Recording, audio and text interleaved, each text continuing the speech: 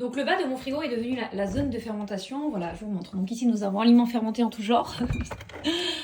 Mon petit levain qui fait dodo là. Et ici nous avons une pâte à pancake que j'ai faite avec le reste de levain et qui voilà, a décidé de se faire la malle partout où elle pouvait. Voilà, elle se barre. Elle est bien fermentée, hein. Les pancakes.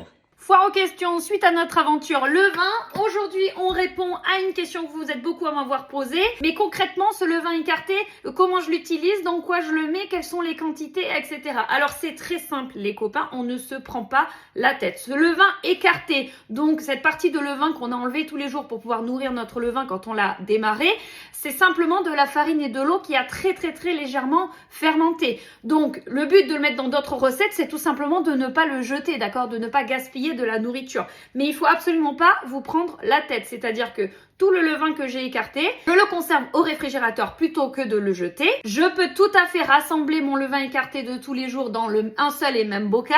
Et je vais juste l'utiliser dans mes prochaines préparations de pâte à crêpes, pancakes, pâte à gâteau, pâte à cake ou autre. Il ne va pas faire lever vos pâtes, d'accord? Parce que en fait, c'est juste de la farine et de l'eau qui a très légèrement fermenté, mais pas suffisamment pour donner de la force et lever vos pains, vos brioches, etc. Mais il a l'avantage d'apporter un petit peu d'élasticité à vos préparations. Et donc moi, je ne me prends pas la tête, je l'ajoute tout simplement à ma préparation. Par exemple, ici, j'ai décidé de faire des pancakes pour le goûter. J'ai suivi ma recette préférée classique. Et à la fin, j'ai rajouté tout le levain que j'avais écarté. Donc en fait, la seule chose que ça a fait, c'est que ça m'a fait beaucoup de pâte à pancakes. Bien évidemment, ça n'est pas pour déplaire à toute la famille. Et comme je n'ai pas eu le temps de faire mes pancakes de suite, je l'ai mise au frigo. Et comme tu vois, mon levain a continué à travailler. Ah, cette fermentation! Donc si vous le souhaitez, vous pouvez faire des calculs pour retrancher la quantité de levain apportée à votre préparation. Donc mon levain écarté, c'est toujours 50% de farine et 50% d'eau. Donc par exemple, pour 100 g de levain que je vais rajouter, je vais retrancher 50 g de farine et 50 g de liquide. Personnellement, je ne vois pas l'intérêt de me prendre la tête à ce point-là, c'est juste une pâte à pancake. Donc j'ajoute la totalité